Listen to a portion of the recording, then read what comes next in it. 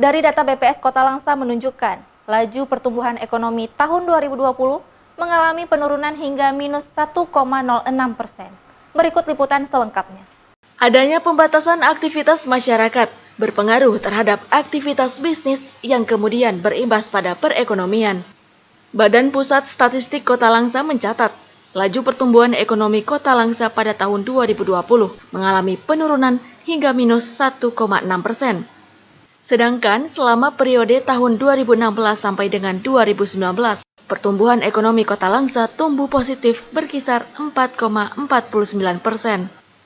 Penurunan pertumbuhan ekonomi ini disebabkan oleh konsumsi rumah tangga, lembaga non-profit yang melayani rumah tangga, serta konsumsi pemerintah menurun selama pandemi COVID-19.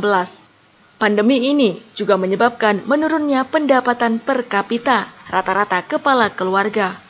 Akademisi Institut Agama Islam Negeri Langsa, Dr. Erli Ridho Kismawadi mengatakan, pemerintah perlu membangun kepercayaan masyarakat terkait adanya ketegasan pemerintah yang adil dalam menerapkan kebijakan, seperti pembatasan kegiatan masyarakat serta memberikan bantuan yang tepat sasaran.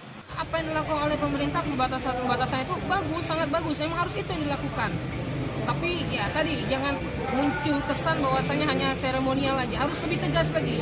Memang ketegasan pemerintah itu tidak populis, sangat tidak populis, pasti akan banyak yang tidak suka. Tapi kalau pemerintah tidak tegas, maka jangan aneh ketika nanti akan muncul COVID-19 yang ada di Kota Langsa ini, ya seperti yang ada di Pulau Jawa, membludak.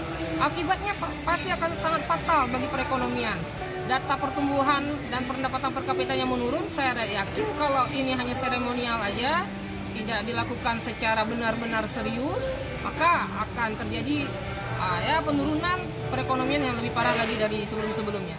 Erli menambahkan, ada 3 sektor yang bisa dimaksimalkan untuk bertahan dan bangkit selama pandemi, yaitu sektor pariwisata, sektor pendidikan, dan sektor perdagangan.